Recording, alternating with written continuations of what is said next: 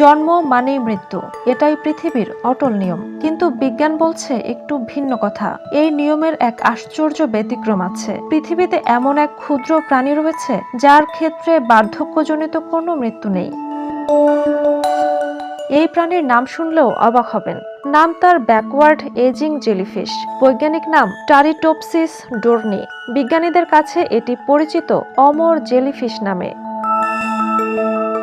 এই জেলিফিশের সবচেয়ে বিস্ময়কর বৈশিষ্ট্য হলো পূর্ণবয়স্ক হওয়ার পরেও এটি আবার নিজের জীবনের একেবারে প্রথম পর্যায়ে ফিরে যেতে পারে। সাধারণত কোনো প্রাণী জন্ম থেকে বড় হয়, তারপর বার্ধক্যের দিকে এগোয়, কিন্তু এই জেলিফিশ বিপদের মুখে পড়লে বা অসুস্থ হলে উল্টো পথে হাঁটে। তখন এটি নিজের শরীরকে মিউকাস আবরণে মুড়ে পলিপ অবস্থায় চলে যায়।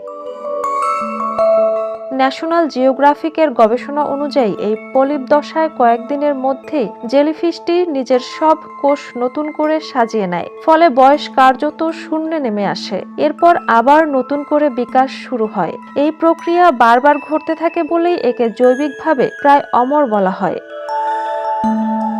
তবে বাস্তবে বড় মাছের আক্রমণ বা গুরুতর রোগে এরা মারা যেতে পারে, কিন্তু বয়সের ভারে একদমই নয়। এটাই এই বিস্ময়কর প্রাণীর সবচেয়ে বড় রহস্য।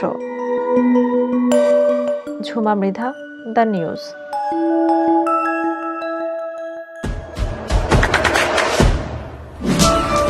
দেশে দেশে সবার সাথে দ্য নিউজ।